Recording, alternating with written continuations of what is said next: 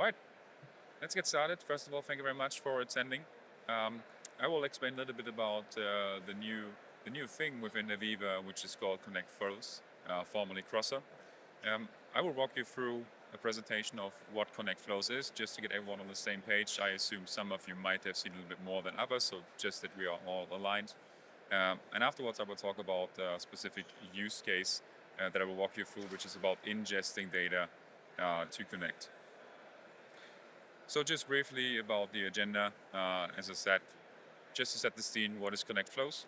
Afterwards, I will talk about the use case a little bit more in depth, showing you the architecture, because I think this is a very, very critical part in order to understand the value of what we bring.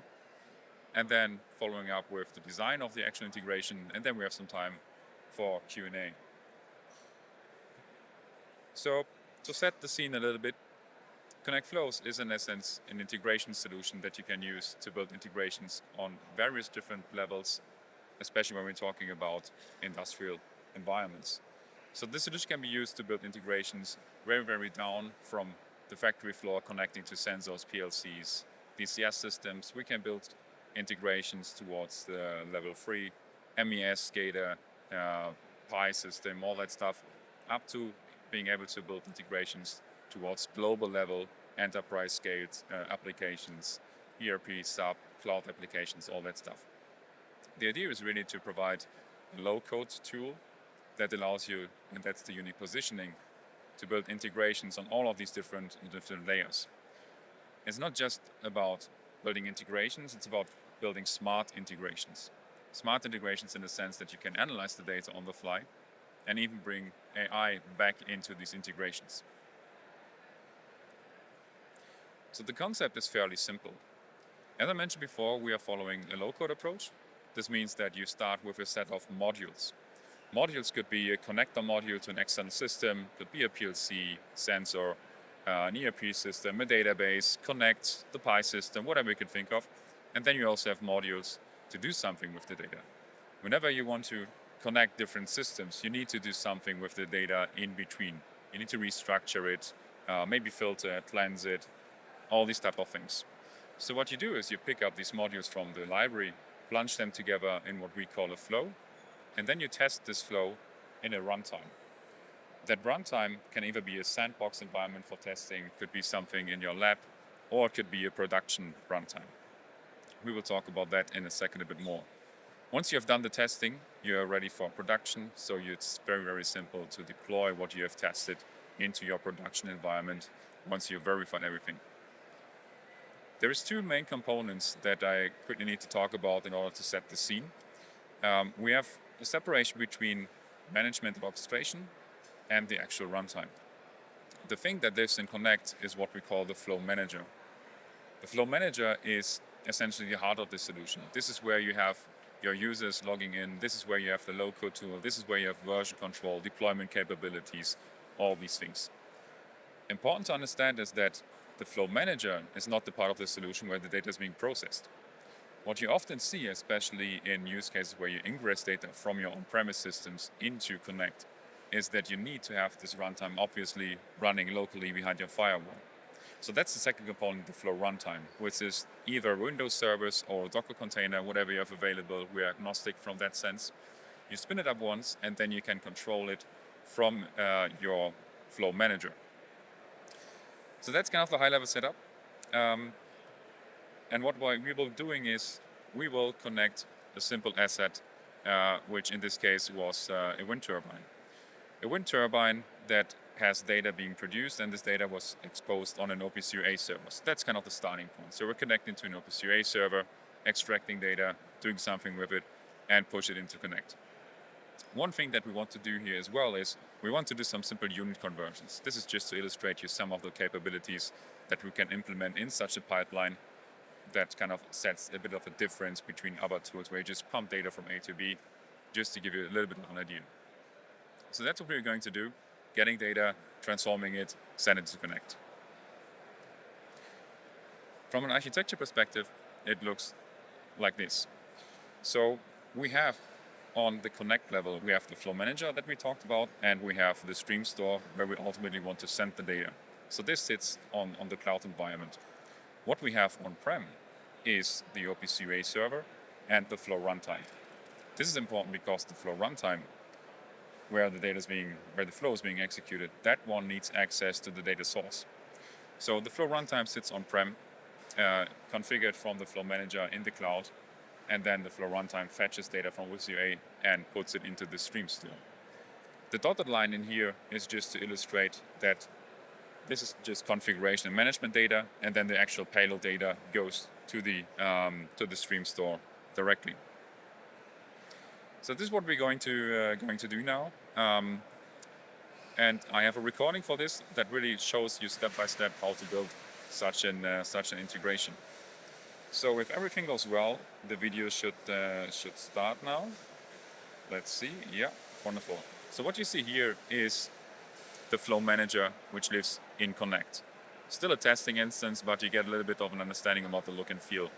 We are now heading into the so-called Flow Studio, which is really the heart of the low-code approach. On the left-hand side, you have a module library with connectors into all sorts of different systems, AVEVA-related, non-AVEVA-related, standard protocols, PLC protocols, databases, and all that stuff.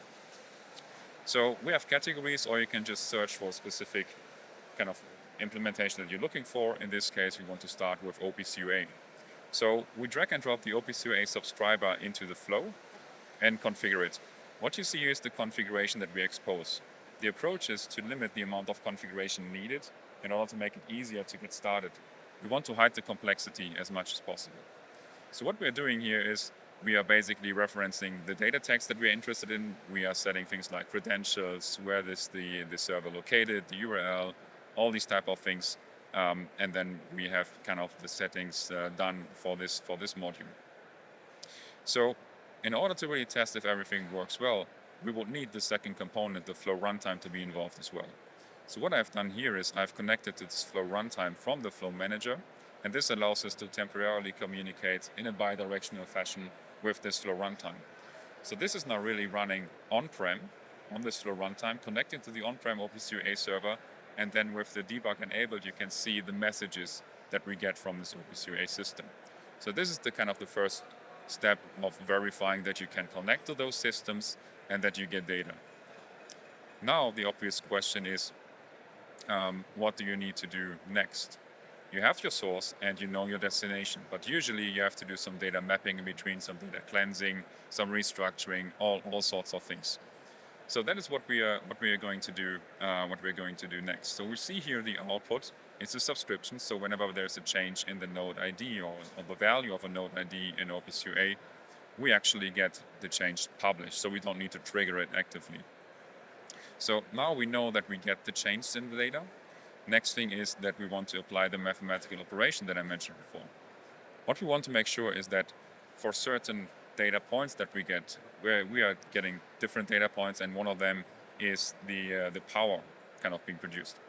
And we want to introduce some unit conversion.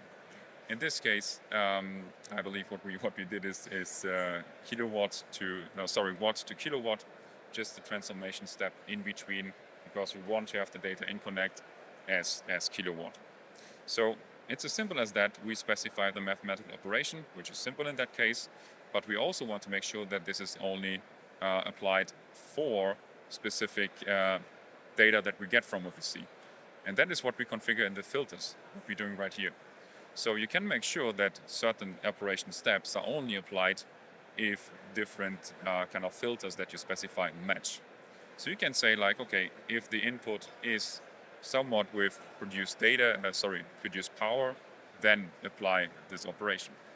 And this is really just as an example to give you an idea that you can do more besides just really pumping data from A to B.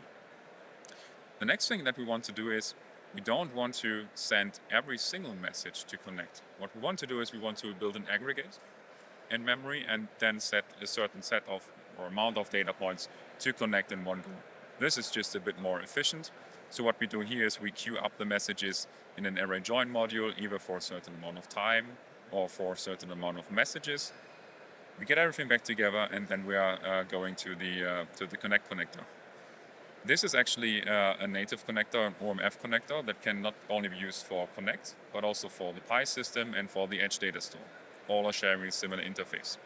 What we need to configure here is the credentials. In this case, it's OAuth credentials that I had configured before. So I can just select them from a predefined library. I don't need to do this every time again. And then what I need to do is I need to define some mapping. From the incoming message to the node ID, I want the connector to automatically create the streams. I don't want to pre-create the streams all the time for every data tag. I want it to be automated, similar to how connectors work for the other systems. So this is a kind of JSON file that you can use in order to define how the tags should be created. What from the incoming message should be kind of the stream definition and these type of things. So once we have that set, we can test this again in a remote session. That is what we see right here. I have enabled the debug now on all of these modules that you might have seen. And as soon as we execute this flow, we will then see the messages going through for every module step by step. And that is how you can verify that each of those steps that you wanted the flow to do is actually being done. So the flow is now started again, indicated by the green color on the top and right side. And if I switch from select all to select just, to show selected, then we can step by step walk through and see the processing steps being applied. So here's the mathematical conversion that we have done. And then we join everything just back together to have a list of data tags.